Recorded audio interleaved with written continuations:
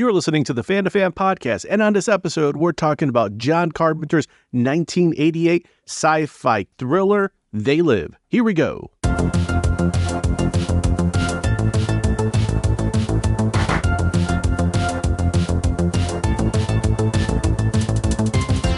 You're listening to the Fan2Fan Podcast. I'm one of your hosts, Bernie Gonzalez. With me today, fellow co-host Pete Charbonneau, and we're talking about They Live, 1988. Josh, by the way, you're on the Fan2Fan Podcast. Hey, what a surprise. Hey, man, it's been a while. That just came from the mouth of Joshua Pruett, Emmy-winning TV writer, author. He's worked on Mystery Science Theater, Phineas and Ferb, Last Comics on Earth. Josh has been on many a times to talk about many a John Carpenter films. This is yet another John Carpenter film that we have to discuss because a movie that has magic sunglasses, aliens, a WWF wrestler, an epic fisticuff scene directed by a cult movie legend in John Carpenter, who kind of made the movie out of anger. They Live. There is some spiciness in this movie. It's spicy. From John Carpenter, master of terror and suspense. They control everything. You still don't get it, do you, boys? There ain't no countries anymore. No more good guys. They're running the whole show. They're here. Don't interfere. You can't win. They're real. I have come here to chew bubblegum and kick ass. And I'm all out of bubblegum. John Carpenter's They Live. Pete, do you remember the first time that you saw John Carpenter's They Live? Not specifically, but I know this was another video rental with the ubiquitous Mark, my cousin. Rowdy Roddy Piper, definitely my favorite wrestler of all time. Overjoyed the fact that he was making maybe not a big budget, but a studio produced. Well, that I guess wasn't even studio produced. No, it was indie, yeah. Yeah, this is an indie one. But a feature film.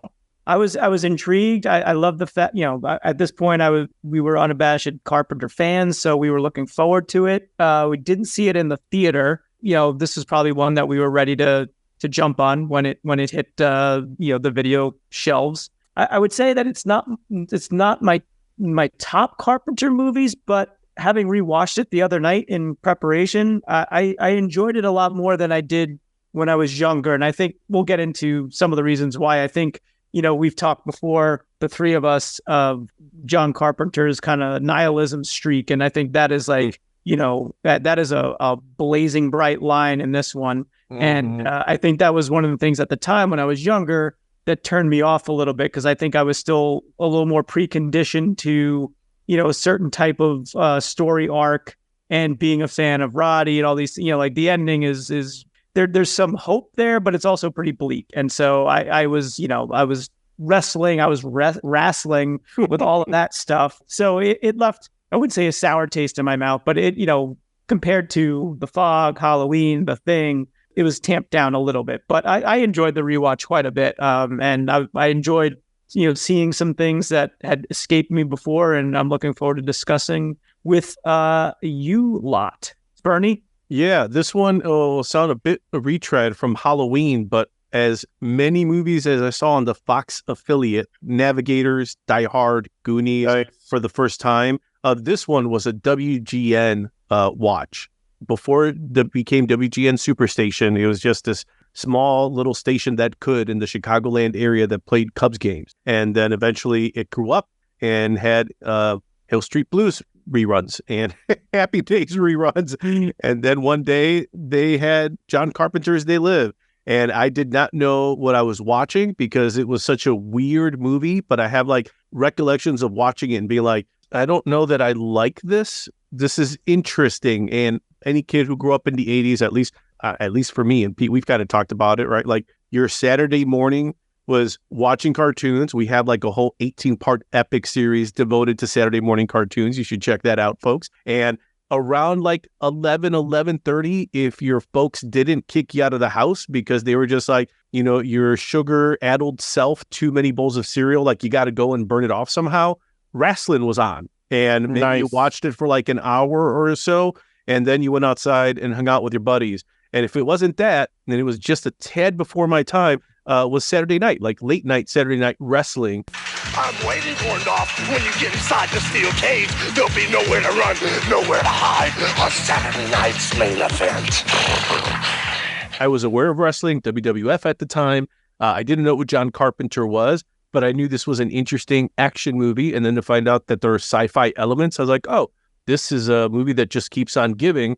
Yeah. And that not so much later, going into everything you were talking about, Pete, Carpenter's nihilism, broad stroke, like primary color themes that he's punching you in the stomach with.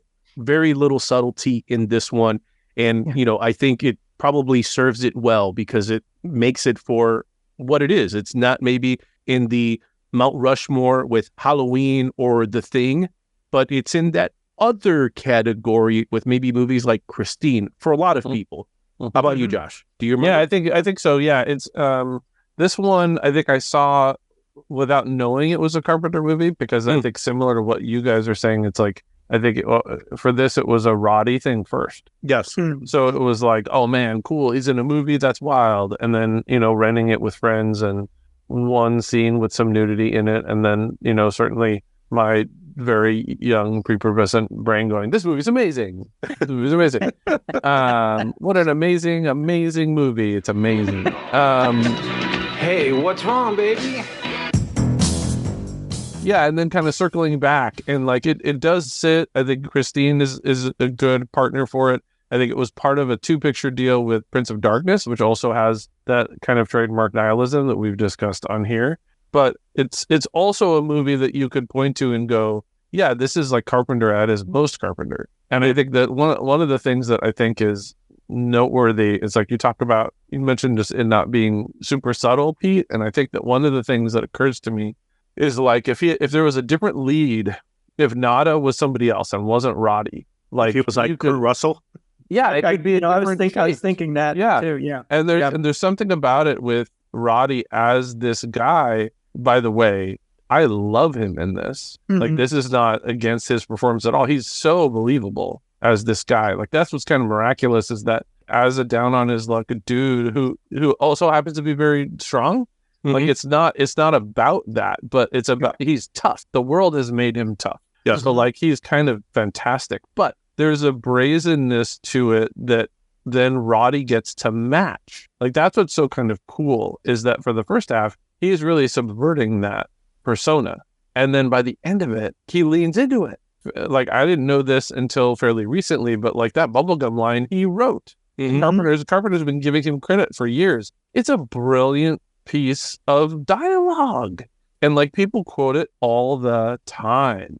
He was kind of perfectly, brilliantly cast. But what I think it allowed is for a broader, it's a little more of a caricature. The movie itself kind of gets to go bigger and bolder and, have a kind of more arch quality to it. And because it's just brazen, like, and then it totally works. What was a revelation to me watching it again recently, because I apparently did not pay all that close attention to the credits before, was that this was based on a short story from 1963, 8 o'clock in the morning with Ray Nelson. And then I guess Eclipse Comics did, it appeared in Alien Encounters in 86 as a comic. Right. So I had no idea that was the source material. Right. So I was curious, with the two of you being, big comic fans, if you had either read the short story or read the comic or have come across this in any of your travels before. I think it's been out of print for years. I've seen a few panels online because it's Bill Ray who drew it. And I remember the panels I did see, the character is named Nada.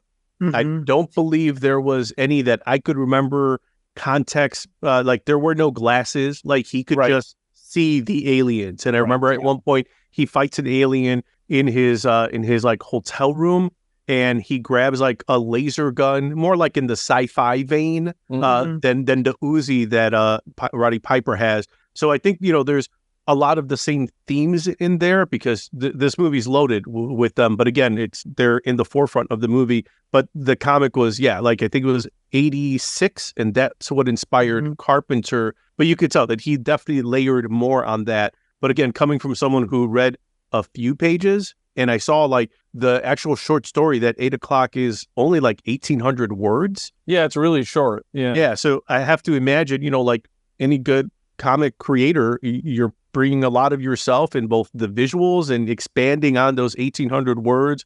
And that is what triggered Carpenter to make it and then add even more on top of it. You do a Google image search, you'll stumble onto a few. But I think this is if you do that, just remember the mileage varies. It's not like the movie. The movie, it's very much its own thing, very separate from the comic. Yeah, I think I remember reading that like the George Nada character is kind of abusive to his girlfriend, and who I think in the film is not his girlfriend, but Carpenter wisely kind of shied away from whatever was in Ray Nelson's mind at the time of like I'm a man in the 60s, and the character is frustrated because his girlfriend is not understanding like the threat, and not believing him. Yeah. So his way of trying to make her is like physically shake her. So obviously not cool and would not fly today. So glad to see that Carpenter, even back in the 80s, was like, yeah, we don't need to do any of this shit. We don't got to do that. Yeah. But I'm curious, Bernie, you said, revisiting, there were some things that you had discovered like theme wise or just, with a fresh set of eyes. I think the biggest one, and this could turn into a Roddy Piper love fest very quickly. Something you were talking about, Josh, like just some of the lines where if you take them out of the great delivery that Piper does, right? And I think this is all, again, going back to like, I said in the previous episode, the Malcolm Gladwell 10,000 hours. Yeah, that's what Roddy Piper comes in. Like he's an experienced orator, performer. One of the best ever. Absolutely. One of the best heels. And I think he brings a lot of that, but then he also brings a lot of the face to get into like, wrestling parlance. We believe that he is this guy who's been kind of beaten down by life. When he says a line that feels like, hey, it's one of the cool lines like, brother, life's a bitch. She's back in heat. I was watching it this time like, no. I think he's actually selling the fact that life has been a bitch to him. Like he has been a victim of classism and, like all of these themes that Carpenter is kind of throwing out at there. But then also he makes the comment, like, I believe in America. I follow the rules. Yeah. And then thinking of that scene, I couldn't help but go back to that first line from The Godfather. I believe in America. America has made my fortune. Yeah, there's an admiration for America, for what it represents, for the idyllic version of what it could be. That's who Nada is. He's a product of that. If you work your ass off, and in his case, physically, you can easily attribute him to being a construction worker, someone who's worked with his hands, who maybe hasn't worked in an office, and he's worked very hard hours. He has a lot of scar tissue on his hands, and that's been his life, but he still shows up to work. And he still, he grabs a beer with the guys on the site. And even when we see him on the site, he's the guy that you probably, if you're like the site manager, you love him because he shows up on time. He's willing to work overtime because he wants some money. And he's going to work like a little bit harder than all the other guys because there's a sense of pride that's innate to who that character is. That's what Piper brought to this character that I don't think I saw before because I was looking at like the action hero. I'm like, oh, it's Roddy Piper. It's like, no. This is a little different. This isn't wrestling Roddy Piper. Even if you want to put him in like a 5-minute and 20-second fight scene, it's like he brought that much energy that even when he's like, well, I'm going to check all these boxes and do the lines and wear the sunglasses and just look a certain way. It's like, oh, he's just a throwaway action hero. It's like, no. You know what? There was something more going on there. I say he's very understated the first half of the movie. Yeah. Like you say, Barry, and because his character could very well be the nihilistic, like, I've never gotten a fair shake in life. I have to kind of trip from city to city. Like, you don't get a whole lot of his backstory other than he spent time in Denver before he arrives in LA. But like that line of like, I believe in America is like, I think it's pivotal because he is similar, but still different from Frank Keith David's character, who's a lot more cynical, who's like, I'm just keeping my head down. I got a wife and kids. I got to just make this money because I haven't seen them in months. Nada is in a similar situation because they're kind of on equal terms from like an economic standpoint of their means and where they come from, but he still has that hope and that belief. But then when his eyes are literally open to what's going on, like then all of a sudden that flips the switch, and then you get the "I'm all out of bubblegum" line. You get "Mama don't like tattletales." Like then he becomes the Roddy Piper that you maybe go in expecting, if you're a wrestling fan. But there's that subtleness at the beginning where he's just kind of like, no, he's very, there's like an even tone to him, but he's still curious, judged by the fact that it seemed like he literally spent like an entire day like with the binoculars, like watching the church.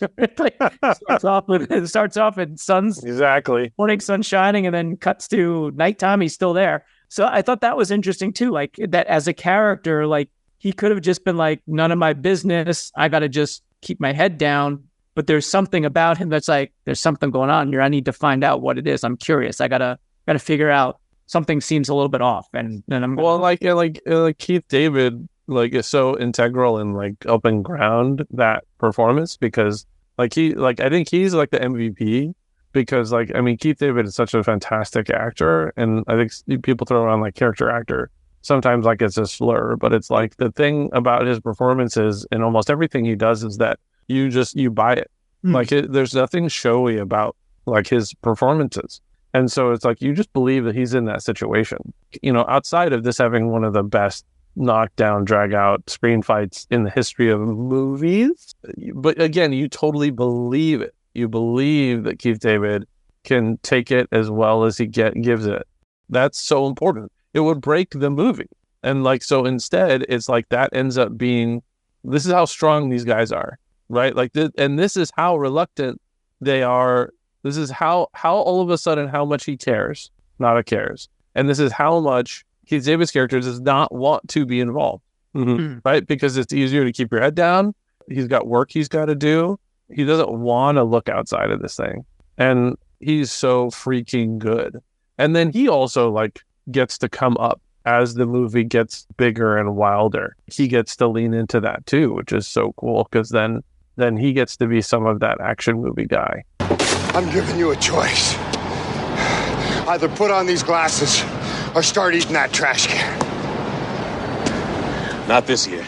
Like right before they get into that fight in the alley, he shows up. He already believes that, he knows because he's heard the reports that Nada's killed what he thinks are people. Right. And so easily could have just been like, I'm steering clear of this guy, but yet he has like a wad of cash because he collected his money, and he's like, here you go, this is like a week's pay. That's like another subtle little character thing that says who Frank is as a person, that again, like 99% of the people would have not got anywhere near this man that had just blown away a bunch of cops and some people in a bank, and yet he's just kind of like, listen, I don't know what you got going on, here's some money, I hope this helps. And and it was, again, like a subtle little thing that I missed the first couple of times around, but it just speaks volumes to that subtle character development, because there's not a lot with the dialogue, but it's those little actions that kind of sell you on. He still cares. Yep. Bernie, you mentioned something really interesting. I want to come back to. There's an interesting version of this movie that is Kurt. Which is not a crazy departure. I did read that John Carpenter initially was like, that was the path of least resistance, was casting Kurt Russell, but he wanted to go a different route. What do you think would have been different? Like, how would have made this a different movie? I'll answer that by doing a little bit Keith David love here, because that is the other thing that I saw in this recent rewatch for this episode, is that there is a lot of duality in there. I'd like to think it was intentional, because again, it's Skeletor, He-Man, like evil, good, obvious, right? Where you have Meg Foster, who is aware but is content to live in this world where these things are happening, right? And willing to collaborate, 100%, a willing collaborator. And then you get George Buck Flowers, who is I've now tasted the wine, and now, totally in caricature way, like I am now going to be on Robin Leach's, Rich and Famous, right? Definitely, Like that's him. The golden rule. He who has the gold makes the rules. But he's in that world. He's like, I understand, but now I want everything I never had before, right? And then seeing Keith David, especially that scene you brought up, Pete, where he's like, there's an interesting character there, but the fact that he actually brought him the money. Dude, you've killed a bunch of people. Like, I should just be like, hey, Foreman, give me the money. I'll give it to that guy. No, I'm going to pocket this. But no, he doesn't, because That's who his character is. But he's also the character that, think of another 80s alien show like V. It's Mark Singer's character, my son. That's what I care about. Right. You guys are in the resistance. I'm not. I just want my son back. I don't want a war. Yeah. Yes. Yeah. And I think that's in some ways Keith David, who's like, I actually would be okay with the status quo because I'm keeping my head down and I just want to stay off the radar. And you keep pulling me in, motherfucker. But I guess that's what I'm going to do when you open up my eyes, literally. And I think that was the interesting thing in their character with Roddy Piper. Understated, like you said, Pete, in the beginning. And then after that, he's all in to the point where he is like going to be the leader of the resistance if it had not been such a bleak ending. Like you could see, they lived a series with Piper surviving, and week in and week out, he's doing a raid. He goes to the National Guard, warehouse and steals the M16s, and Mr. T does a cameo for that week. Like that's what that show is, and it totally makes sense. Now take all of that and flip it and bring in Kurt Russell. I think if there's a version of him that's closer to McCready, or it's the bit of the outsider who doesn't want to be a part, it kind of works, but then you need to balance him with someone who is the nada in the character, who's like, no, like you need to have your eyes open like I have. Yeah. Because I can also see a McCready being like, oh, this is completely messed up. I'm just going to go out into the woods. Yeah. And I'm going to wait this out with a bottle of whiskey and just see what happens. Because I don't need to be a part of this until it threatens my life and my survival. That's where I can see that. But then again, in the same vein, there's leather pants Snake Plissken version of Kurt Russell, where it's like he would have that Uzi just in his hand, just like Roddy Piper did. And maybe there's a little less, here's a $2 word, verisimilitude in his delivery, because it's just like, now he's just playing action hero. He's the, that silhouette of Chuck Norris with the two Uzis from Invasion USA, that version of Kurt Russell. No, you're going to have like some 24-inch pythons for me to believe that version. But the version for a movie that is hitting you with a sledgehammer needs a sledgehammer for a protagonist. Yeah, I think so. Yeah, I think it would end up being like, it's like it almost would be too subtle. When they made Escape, they considered it a satire. I think most people didn't. That's what was so interesting about Escape from LA, is that they were like lampooning themselves, and most people didn't get it, me included, because I just didn't enjoy it as much as I had wanted to. But when I watched Escape and fell in love, I hadn't watched 50 Clint Eastwood Westerns. I had maybe seen one or two. So like for me, it was like, I just believed all of it. The thing about this kind of in its own way being like a bit of a satire and it needing some of that bigger, larger energy, like that's a different energy. That is a different energy, and therefore it is kind of a different performance. But yeah, I think you're right. There is an adjacent universe. So like in that universe, like Big Trouble is a giant hit, and They Live as starring Kurt. Like it's a totally different, and Roddy has a completely different film career. Like the thing I always think about when I watch this movie is, because I always laugh when I watch Total Recall, where there's when you look at Schwarzenegger's career and you go, oh yeah, look at all these movies where they were like trying to make him the everyman. In what world is that dude like in everyman anything? And like this, it makes me laugh every time where they're like, oh yeah, I just work on this construction site, because that's as close as they could come. They're like, what the hell job does this guy have? And it's like, okay, yeah, oh, he was probably breaking stone on a construction site with a giant jackhammer. Yeah, okay. Yeah, I kind of believe that. That's the thing at first blush with Roddy is you're like, yeah, in what world is that a normal guy? And it's like, oh no, in a tougher world where the guy is working on construction sites, you go, yes, I do believe that. I'll counter you, Bernie, a little bit with the caveat of like, if Kurt Are you going to say in that universe, Pete, the character of Frank Armitage by Keith David is played by Wilford Brimley? Is that what you're going to say? And the fight is all the same. Jeff Amata still choreographed it exactly the same. I mean, I'm sure there's a way they could have made that believable. Leaving aside that we don't get the McCready-Childs reunion, that would have been something to geek out about. And also with the caveat that Kurt Russell, very talented actor, could play that character any number of ways. But when I look at like McCready, Snake Plissken, these are very much like self-preservationists. And so I don't know that I would see them, if Kurt Russell's playing a character in that vein of like walking into the bank, like armed and ready to go. I feel like what you were saying, Bernie, like McCready's like, I'm hiking out into the woods, got my bottle of Jim Beam and I'm ready to go. So I see that. And that's why it's harder for me to kind of picture. I mean, it made sense because I was thinking like, I surprised Kurt Russell was never attached to this, but of course he was considered. That makes all total sense. But I just see like those characters that he played, certainly in the Carpenter films, as being so much self-preservationist that they would have been like, get me the hell away from whatever the hell's going on here. And I'm going to just find some place to let this all pass over or whatever.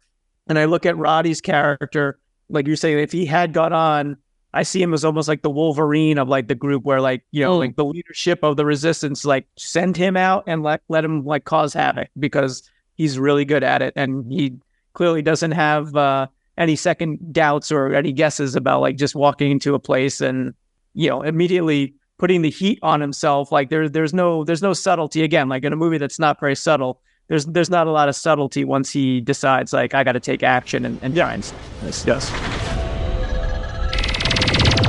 Where'd you get those glasses? Tooth Fairy. And that's the end of part 1 of our conversation. Make sure to join us for part 2 as we continue talking about John Carpenter's They Live.